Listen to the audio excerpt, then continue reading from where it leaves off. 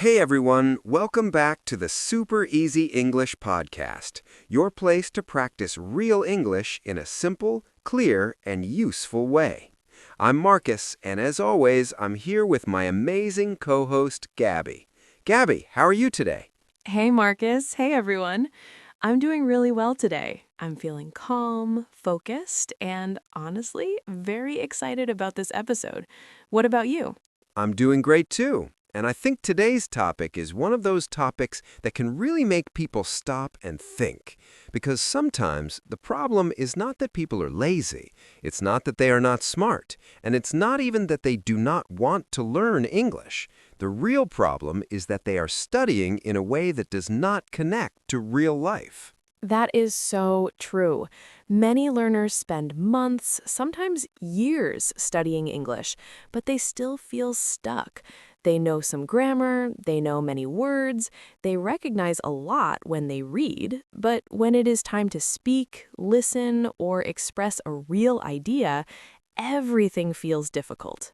Exactly. And that is why today's episode is called This Video Will Change Your Life. How to Learn English for Real in Your Daily Life.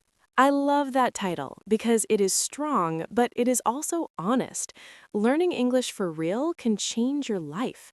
It can change the way you work, the way you travel, the way you communicate, and even the way you see yourself. Yes, but for that to happen, English cannot live only inside a notebook. It cannot stay only inside grammar exercises. It needs to become part of your day. Exactly. And that is what we are going to talk about today.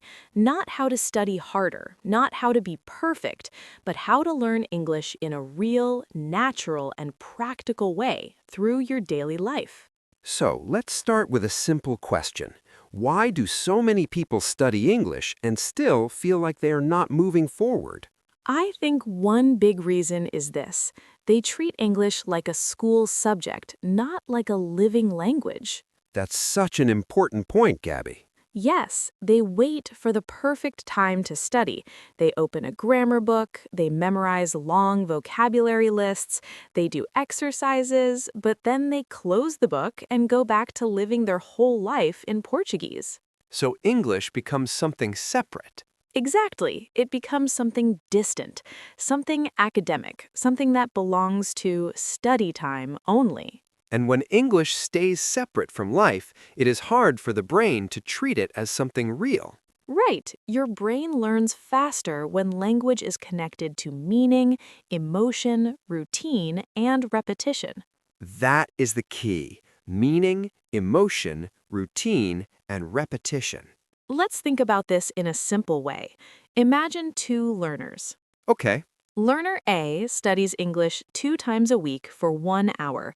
During that hour, this learner reads rules, writes notes, and tries to memorize vocabulary. sounds familiar.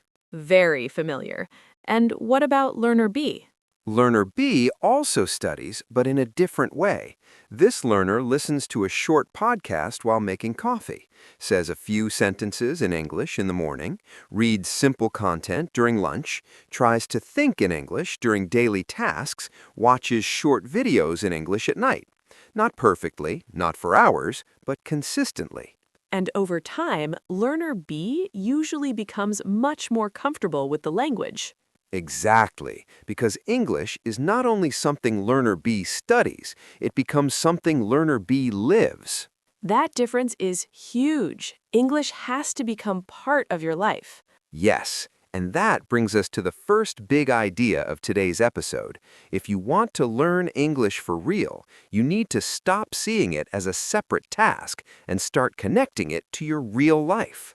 Let's make that practical. What does that actually mean in everyday life?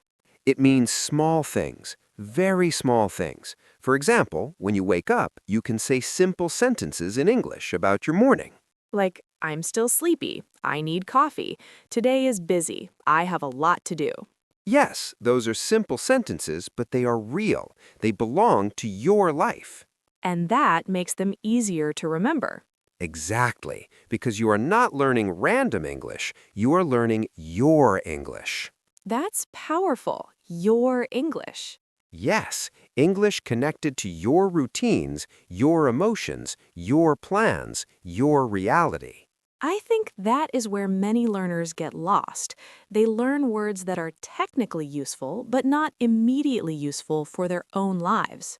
Right. They know words like giraffe or refrigerator manual, but they don't know how to say, I'm tired, I'm in a hurry, I need a break, or I don't agree. That is such a real problem. So, here's the second big idea. Learn language that you can use this week, not one day in the future.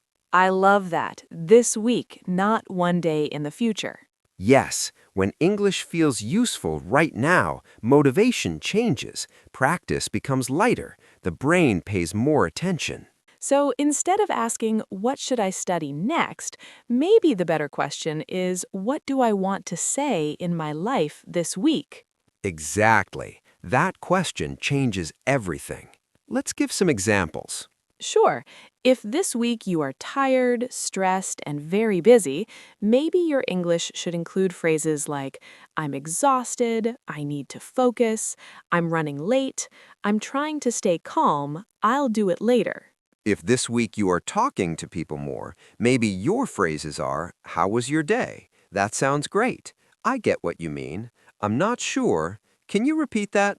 And if this week you are working on confidence, maybe your phrases are, let me think, I'm learning, I'm getting better, I want to say something simple, I don't know the exact word, but That last one is really important, Gabby. it is, because real communication is not about having every perfect word. It's about staying in the conversation. So, let's go deeper. If daily life is the classroom, what are some practical ways to learn English for real every day? I would say there are 4 strong ways. Great. Let's go one by one. Number 1, connect English to routines you already have. That means you do not need to create a completely new life to learn English. Exactly. You already wake up, you already eat, you already walk, drive, clean, work, study, message people, and think about your day. English can enter those spaces. For example, while making breakfast, you can describe what you are doing. I'm cutting the bread. I'm making coffee. I'm washing the cup. I'm late. This smells good. That may sound simple, but simple is not weak. Simple is powerful. Especially in language learning. Okay, what's number 2? Number 2, use more input, but make it understandable. Very important. Many learners try to jump too quickly into difficult content, fast interviews, complex movies, native level podcasts, and then they feel frustrated. Because they understand very little. Yes, so the answer is not more difficult English, the answer is more understandable English. That's such a key idea. If you can understand enough to follow the message, your brain can learn from context. That is where listening starts becoming effective. So, podcasts like this, short dialogues, slow conversations, repeatable content, all of that can help. Exactly. Content that is just a little above your comfort zone is much better than content that makes you feel lost all the time. Great. What's number 3? Number 3, speak before you feel ready. That one hurts, but it's true. It is true. So many people think speaking should come after confidence, but actually, confidence comes after speaking. Yes, you gain confidence by doing, not by waiting. And speaking does not need to begin with a full conversation.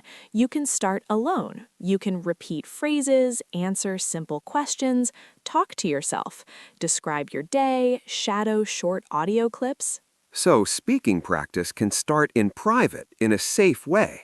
Absolutely. And that removes a lot of fear. And number 4? Number 4, repeat useful language until it becomes automatic. This is where many learners get impatient. Yes, they see repetition as boring, but repetition is the bridge between understanding and fluency. That is such a good line. When you repeat useful phrases many times, they stop feeling foreign, they start feeling available. Available, ready when you need them. Exactly. That is why repeating, "I'm not sure," "that makes sense," "I need some time," "I'm trying to improve" is not boring, it's training. So, if we put all this together, learning English for real is not about one huge secret. No, it is about daily contact, useful language, understandable input, speaking early, and repetition. Let's pause for a moment and talk about something emotional, too, because I think many learners feel guilty. Yes, guilty because they started and stopped, guilty because they forgot things, guilty because they are not where they wanted to be. And that guilt becomes heavy. It does. But guilt is not a good teacher. The better question is not, why am I behind? The better question is, how can I reconnect with English today in a simple way? Curiosity, not punishment. I love that. Because when English becomes punishment, your brain resists it. But when English becomes part of life, your brain opens up. So maybe this video really can change someone's life. I believe it can, if the person understands this one truth. You do not need a perfect study system before you begin. You need a real connection with the language. Let's do a quick vocabulary section now. Great! Today's key expressions are real life, in a hurry, understandable input, automatic, and reconnect. Let's break them down simply. Real life means your actual daily life, your routine, your real situations. In a hurry means you need to do things quickly because you do not have much time. Understandable input means English that is clear enough for you to follow and learn from. Automatic means something becomes natural and fast without too much effort. And reconnect means connect again after some distance or time away. Before we finish, let's make this very practical. If someone listening wants to start today, what can they do? Here is a simple plan for today.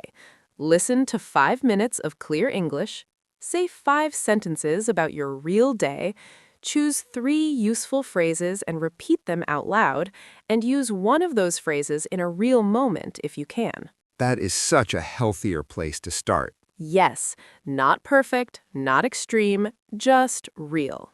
And real is what creates progress. Exactly.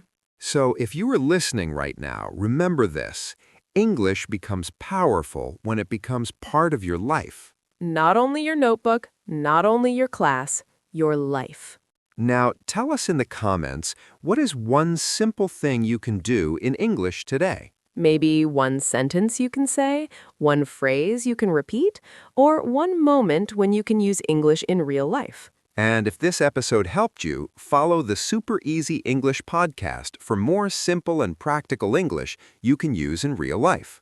Thanks for being here with us today. And remember, real progress begins with real practice. See you in the next episode of the Super Easy English podcast. See you soon. Welcome to the Super English